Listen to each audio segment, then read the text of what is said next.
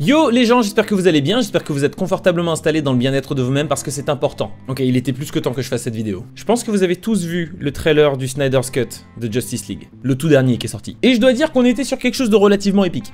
Mais je tiens à préciser, si tu n'as pas vu le film Justice League ou encore Batman vs Superman, je risque de te spoiler, et un peu fort. Alors, vous savez comment j'aime fonctionner sur les analyses de trailers, soit je commence donc image par image, ou sinon je fonce directement dans des théories, mais là on peut pas vraiment faire du image par image, étant donné que le film est déjà sorti, et la plupart des images qu'on a vues dans ce trailer, on les avait déjà vues dans les autres trailers. Donc je trouve que ça ne fait pas vraiment de sens de faire du image par image, mais il se passe tellement de choses dans ce trailer que je me dis que ce serait quand même cool de se poser 2 secondes et essayer de comprendre. La première image de ce trailer est déjà un spoil à part entière, parce qu'on voit donc Superman en train de mourir suite à son affrontement lors du film Batman vs Superman. Le seul truc qui a été ajouté, c'est qu'il crie et t'as l'impression que son cri est tellement genre puissant qu'il traverse genre toute la Terre. Et ça laisse plus ou moins comprendre que ça arrive jusqu'à Themyscira, mais je ne suis pas vraiment sûr que ce soit vraiment le cas. Alors je vous propose, avant de parler du trailer exactement, de revenir en arrière et de se dire mais en fait c'est quoi cette histoire du Snyder's Cut? Justice League on l'a déjà vu. Donc déjà pour commencer, on est en 2014-2015, Zack Snyder a un super contrat avec Warner et ils sont en train de bosser sur plusieurs films. Juste pour vous faire une idée, il y avait à peu près 5 films Justice League de prévus à ce moment-là. Donc on a eu Zack Snyder qui a réalisé Man of Steel, Batman vs Superman, qui était également producteur du Suicide Squad, donc vous voyez un petit peu le topo. Mais malheureusement, lors de la réalisation du premier film, il a perdu sa fille. La fille de Zack Snyder est décédée. Ce qui a fait que malheureusement, il n'a pas pu terminer le projet, ce qui fait un petit peu de sens. Donc, la société de production a décidé d'engager la personne qui avait l'air, entre guillemets, sur le papier, d'être le plus qualifié pour terminer le film, à savoir Joss Whedon, parce qu'il avait lui-même réalisé les films Avengers et Avengers Age of Ultron. Et vous avez vu le résultat. On était sur un film qui était un petit peu décousu et on sentait véritablement la patte de 2 réalisateurs en même temps et ça matchait pas trop. Le film sort, il se fait un petit peu insulter sur les réseaux, et ce qu'il faut savoir, c'est que quand Zack Snyder a fait son deuil, et on n'ose même pas imaginer à quel point ça a dû être une période compliquée pour lui, mais il revient un petit peu sur le devant de la scène, et il explique quel était le projet qu'il avait initialement pour ces 5 films Justice League. Et quand il fait cette fameuse conférence, les gens sont comme des fous, ils disent « Non mais attends, mais ça avait l'air d'être trop bien ce qu'il avait envie de nous faire, j'ai envie de voir ce film !» Et sur le papier, ce qu'il avait l'air de dire se tenait. J'ai pas envie de vous raconter tout ce qu'il avait prévu de faire, parce que forcément c'est ce qu'on verra dans le film, donc tant qu'à faire, essayons de pas trop se spoiler. À ce moment-là, il y a eu une pétition qui a été lancée, il y a eu des fans qui étaient en train de balancer Release the Snyder's Cut sur les réseaux en hashtag sur Twitter, c'était entêté, c'était un truc de fou, il se passait vraiment quelque chose. Et à ce moment-là, Zack Snyder fait une annonce un petit peu plus tard, un petit peu avant le DC Fandom, où il est en train de dire que ok, il va y avoir le Director's Cut. Ce qu'il faut savoir, c'est que dans une société de production, quand il y a un réalisateur qui fait un film, il y a donc le Director's Cut, à savoir donc son montage à lui, le montage que lui il a fait de son film, mais ça c'est pas le film que toi tu vas voir au cinéma. Le film que toi tu vas voir au cinéma, c'est le montage de la société de production. La société de production, ils ont leur propre monteur, etc. Et ils vont dire ok d'accord, cette partie-là j'aime pas trop ça du film, ça cette partie-là j'aime pas trop ça. Là on va derrière, on va même le retourner. Donc ça c'est ce qui se passe dans quasiment tous les films à Hollywood. Et en règle générale, quand un réalisateur a vraiment envie de sortir son Director's Cut, généralement bon voilà, ça sort sur internet, c'est disponible en streaming ou un truc dans le genre. Sauf que là, Zack Snyder et Warner Media se sont posés, ils ont discuté, ils ont fini par trouver un arrangement pour réaliser un film qui va durer 4 heures, qui devrait relancer un petit peu cette histoire de Justice League. Donc c'est pour ça que c'est super intéressant de le voir, parce qu'il faut imaginer que déjà il a récupéré un budget monstrueux pour terminer son film, c'est jamais arrivé, il a quasiment le budget du film Le Joker, mais juste pour lui faire la fin de son film à lui.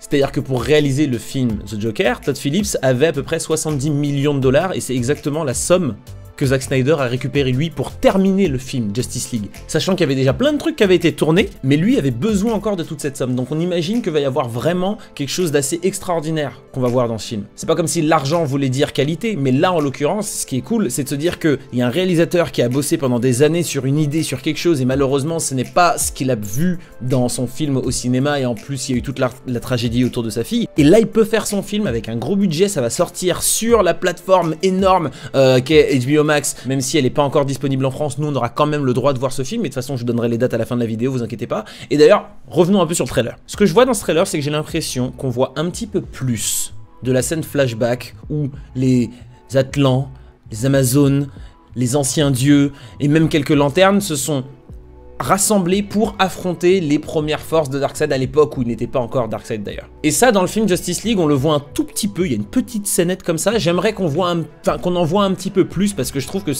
c'est quand même un truc méga badass de voir autant de personnages s'affronter dans une scène aussi épique. Je pense que ce serait important d'en voir plus. Parmi les différents changements que Zack Snyder va faire dans son Director's Cut, il faut compter des changements physiques. Déjà pour Superman, on voit dans le trailer qu'il a l'air d'être beaucoup plus sombre, en même temps, genre physiquement, il a le dark suit. Et Steppenwolf, qui fait moins humain et plus extraterrestre. Et d'ailleurs, il y a un shot qui est super intéressant dans ce trailer, c'est qu'on le voit avec une sorte d'armure qui a l'air de se retirer, et on découvre déjà qu'il a... Enfin bref, vous voyez la tronche qu'il a, quoi. Et mine de rien, juste faire un petit lifting au méchant, je trouve que ça apporte une certaine crédibilité à l'intrigue, parce que déjà en termes d'enjeu, on se dit, oh là là, lui il fait peur. L'autre version, on avait l'impression que c'était un genre de tonton à qui t'avais pas trop envie de faire un câlin, mais tu le fais quand même. Pendant le DC Fandom, Zack Snyder a expliqué qu'on verrait beaucoup plus du Flash, et surtout qu'on verrait de nouveaux pouvoirs. Alors quand il dit nouveaux pouvoirs, ça m'étonnerait que ce soit des genres de pouvoirs qu'on n'a jamais vu même dans les comics. Au contraire, je pense que ce sont juste des pouvoirs qu'on n'a pas vu dans les films,